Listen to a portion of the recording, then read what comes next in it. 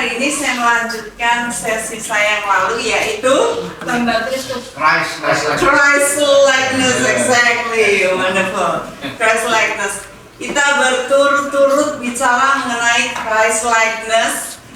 Ini dia bagian yang saya waktu itu udah nyampe sini ya, bagiannya, yaitu kita mau tidak mau kita langsung di set up di perlombaan yang diwajibkan.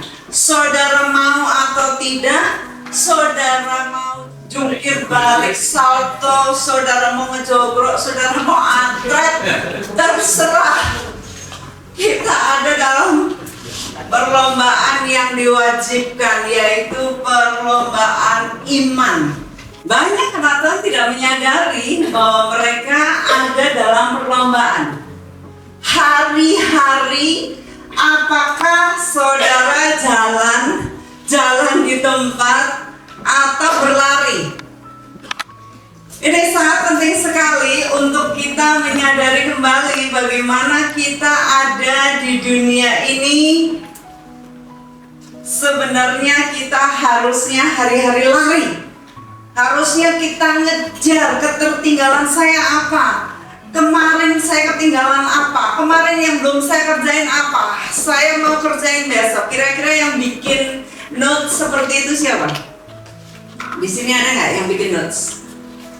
Tulisan, hari ini saya harus ngerjain ini. Lalu saudara harus ngerjain. Lalu besok saudara akan ngerjain yang lain. Oh, kemarin ada yang ketinggalan belum? Saya harus. Kira-kira yang gitu siapa? Ada begitu ya? Wow, puji Tuhan, itu dia. Nah, saudara, kalau saudara tidak terbiasa dengan perlombaan, maka saudara tidak akan mengejarnya. Dan kalau saudara tidak mengejarnya, saudara tidak sadar ada dalam gelanggang perlombaan. Dan gelanggang perlombaan ini, semua yang lain berlomba-lomba. Semua yang lain serius. Waktu itu saya pernah memberikan contoh mengenai Yusuf, ya, saudara ingat. Atau contohnya juga saya memberikan waktu saya memberikan mapping dan Ibu Jessica menjadi volunteer untuk saya breakdown. Kembali lagi saya ingin hangatkan. Misalnya di sini waktu itu saya nanyanya sama Pak Tony ya. Sekarang siapa yang mau ditanya nih? Mau dibantu mapping? Oh, ini bukan mapping sih. Di gereja aja, di gerejanya. Siapa di sini gembala? Bapak. Orang kepercayaannya berapa? 8. Oke. Dari 8 kalau Bapak harus ngerjain cepet-cepet nih satu proyek 3 orang, Bapak bisa milih nggak? Bisa. Dari 8 itu Bapak tahu nih 3 ini. Kalau misalnya Bapak harus lembur overnight 1 orang, Bapak bisa andalkan 1 orang. 2, 1. Nah, itu dia maksud saya. 1. Nah, sedemikian juga dengan Yusuf. Yusuf ini dicari Tuhan di seluruh bumi untuk bagaimana nantinya seorang yang bisa manage dunia, manage kelaparan, ya, dalam keadaan yang mendesak 7 tahun kelimpahan, bagaimana orang ini bisa memikirkan mengumpulkan hasil bumi untuk disediakan bagi 7 tahun kelaparan. Nah, demikian juga Tuhan ini mendapati Yusuf. Ini dia contoh di mana perlombaan kita berlari sedemikian rupa pontang-panting, kalau bahasanya seperti maling dikejar anjing gitu ya. Maling lagi nyolong mangga, digonggongin dikejar anjing, dia bisa lompat 3 meter pagar ya. Nah, sedemikian rupa pontang-panting. Kita lagi ngejar waktu nih, dan Tuhan mengharapkan Tuhan bisa raise up, membangkitkan orang-orang yang luar biasa. Kita nggak serahin ke Tuhan, tetapi kita sendiri yang mengusahakannya sedemikian rupa, mengejar, menghitung waktu, menghitung hari agar kita bijaksana. Perlombaan yang diwajibkan. Nah, di dalam perlombaan yang diwajibkan ini ada perjuangan iman, ya. Perjuangan iman. Nantinya di sana saudara akan kesandung-sandung dengan, saya tidak bilang problem, tetapi bahasa kita, bahasa pemuridan adalah apa? Pencobaan. Ya, pencobaan itu sebagai apa? Ujian. Ujian, exactly. Ujian apa? Ada lagi ujian naik level. Ini kalau murid bagus ini jawabnya, saya senang nih. Ya, jadi ada kesempatan ujian. Persoalan adalah ujian adalah kesempatan untuk naik level. Jadi kita tidak memandang lagi sebagai aduh ada problem nih gua, enggak gitu lagi. Wow, puji Tuhan, ada ujian. Terima kasih Tuhan. Kalau saya lulus, saya dikasih apa? Udah waktu begitu. Waktu dia lihat ada Goliat, dia tanya keliling, hadiahnya apa? Hadiahnya apa? Hadiahnya apa? Iya nggak? Saudara gitu enggak? Atau mewek? Ibu, mewek kan? Cari tahu hadiahnya apa?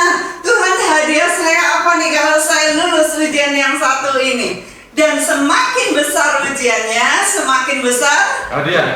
Iya, hadiah mau, tapi ujiannya ditebing-tebing. Nah, saudara, kalau murid kita tidak lagi tengging-tengging, kita nanya Tuhan, Mampukan. amin, mampukan. Beri saya kekuatan, beri saya hikmat bagaimana saya mendapatkan jalan keluar. Puji Tuhan. Nah, semuanya ini akan menolong kita untuk pendewasaan iman, didewasakan iman kita, ya.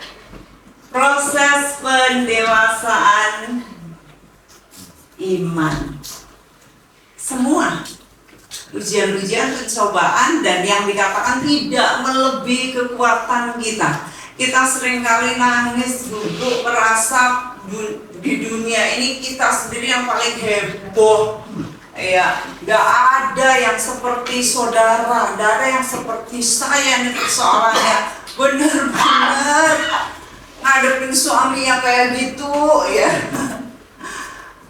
Dan sebagainya. Tetapi ini kalau kita tahu bahwa yang ngeselin itu suami ibu-ibu misalnya, ya, atau istri bapak-bapak, atau mertua, atau siapa aja, anak, atau siapa aja, mereka anggap ya sebagai profesor saudara, right? Profesor saudara yang muji saudara. Jadi kalau saudara lagi puji Tuhan dikasih profesor yang luar biasa. Ada profesor ini, saya harus lulus, gimana Tuhan, beri saya hikmat, beri saya jalan keluar. Jangan ngomel, karena itu akan menolong saudara untuk naik level. Ya. Waktu itu Pak Tony ya nanya, Pak Tony masih ingat nggak pertanyaannya tuh? Apakah pengembangan manusia roh hanya lewat persoalan? Ingat kan? Itu 2 bulan lalu pertanyaannya. Kira-kira gimana Bapak Ibu? Apakah hanya lewat persoalan? Tidak. Apakah pengembangan manusia roh lewat doa? Apakah lewat doa? Lewat baca Alkitab.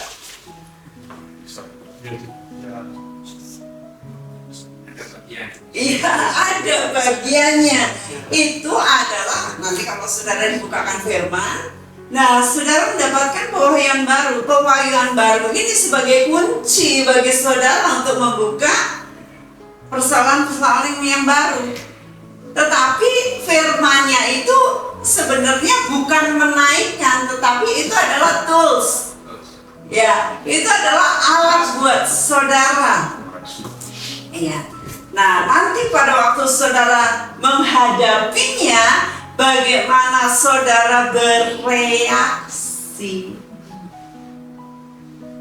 Reaksi dan respon saudara yang menentukan kedewasaan saudara. Oke? Jadi reaksi kita menunjukkan kedewasaan kita. Ya. Kalau anak-anak mainannya direbut, dia nangis lejat-lejat, dia bisa guling-guling di tanah, ya, dia bisa mukul-mukulin siapapun, itu masih wajar. Tetapi orang dewasa saat kena persoalan, reaksinya kelihatan. Di dalam pendewasaan iman ini kita terus bergantung kepada Tuhan, dan di sana kita melihat bahwa Tuhan memberikan kepada kita alat-alat dengan iman Yesus. Kita jangkarkan pengharapan kita, anchor dengan iman Yesus. Jadi Yesus memberikan iman kita, dan iman itulah yang nanti akan menolong kita untuk dewasa. Karena orang-orang benar hidup oleh iman. Jadi iman inilah yang melulu memperlihatkan bagaimana kedewasaan rohani orang percaya digunakan. Dan seberapa besar itu akan memperlihatkan perjalanan proses pendewasaan iman, memperlihatkan iman kita, level iman. Jadi sebenarnya saudara ini bisa ngukur sendiri iman saya ini sampai seberapa, perjalanan saya sampai seberapa, level saya kayak apa sih. Itu dari hal-hal seperti ini. Nanti saya lebih jelaskan lagi, akan lebih kelihatan banget, gampang banget sebenarnya melihat. Ya nggak 100% benar, tetapi paling tidak kita punya rumusnya. Ya, kita punya rumusnya bagaimana melihat kedewasaan rohani seseorang, bagaimana mengetahui level manusia roh seseorang. Nah, kita menggunakan iman Yesus dalam Ibrani. Silakan dibacakan. Ibrani 6 Karena itu, untuk lebih meyakinkan mereka yang berhak menerima janji itu akan kepastian keputusannya, Allah telah mengikat dirinya dengan sumpah, supaya oleh dua kenyataan yang tidak berubah-ubah tentang mana Allah tidak mungkin berdusta, kita yang mencari perlindungan beroleh dorongan yang kuat untuk menjangkau pengharapan yang terletak di depan kita. 19. Pengharapan itu adalah sauh yang kuat dan aman bagi jiwa kita yang telah dilabuhkan sampai ke belakang tabir. 20. Di mana Yesus telah masuk sebagai perintis bagi kita ketika ia menurut peraturan Melkisedek menjadi imam besar sampai selama-lamanya. Amin. Terima kasih, Mak. Suaranya menggelegar. Selalu semangat. Ya. Jadi kita memiliki pengharapan, kita memiliki sauh, kita memiliki perlindungan, kita bisa mempercayai sepenuhnya kepada Tuhan. Makanya dikatakan pengharapan karena nggak dilihat, belum dilihat, belum bisa dijangkau. Tetapi dengan iman kita jangkarkan pengharapan kita. Nah, lalu kita juga menggunakan imannya Yesus. Galatia 2 ayat 20, saudara hafal ini. Ya, namun aku hidup, tetapi bukan lagi aku sendiri. Jadi kita nggak bisa pakai diri kita, ngandelin diri kita, mempercayai kekuatan, kemampuan, pengetahuan kita. Kita selalu senantiasa harus menggunakan imannya Yesus, karena dia ada di dalam kita yang sekarang daging, tetapi kita hidup oleh iman dalam anak Allah yang telah mengasihi aku dan menyerahkan dirinya untuk aku. Jadi iman Yesuslah yang kita pakai. Sejak semula dia berikan benih iman yang kecil yang kemudian harus kita kelola di saat kita menghadapi tantangan-tantangan hidup, di saat kita menghadapi ujian-ujian. Kita terus menggunakan iman ini untuk kita beranjak dan naik terus. Banyak tentunya kesaksian-kesaksian Bapak Ibu di sini bagaimana menggunakan iman ini ya, agar kita tahu bahwa ternyata Tuhan ada tuh. Ternyata Tuhan luar biasa. Bagaimana kita juga melihat Daniel, dia di dalam perjalanan imannya, dia memiliki moral excellence. Ini yang di dalam pemuridan kita ditetapkan, dibolak-balik, ditekankan ya, bahwa moral excellence itu penting sekali. Orang dunia mau ngomong apa saja saat kita berdiri, orang dunia akan melihat perbedaan kita. Moral excellence. Daniel tidak didapati kesalahannya kecuali dalam hubungannya dengan Tuhannya. Can you imagine? Dinanti-nanti, diinde-inde, gak ada. Diliatin, ditunggu-tunggu, gak ada tuh kesalahannya. Excellent gak? Nah saudara, mari kita mengerjakan segala sesuatu dengan excellent. Saya baru dengar kemarinnya tentang Pak Cici di sini, katanya dia mengerjakan luar biasa Pak. Saya dengar gosipnya Bapak. Dia ngerjain yang lainnya bisa jual kira-kira berapa? 10 drum dalam 1 minggu. 1 bulan. Tapi Pak Cici berapa kontainer Pak? Berapa ton? Pokoknya dia bisa ngumpulin M sampai nilainya M. Ini fasilitatornya di kelas. Harus kita belajar sistem. Pak Simon banyak ngajarin sistem ya. Sistem kita berada di atasnya sistem. Kita excellent di dalam mengerjakan tugas-tugas kita. Gak beke, gak sembarangan, gak ecek-ecek, gak ngawur, gak serampangan, gak seenak dewe, gak sak-sae.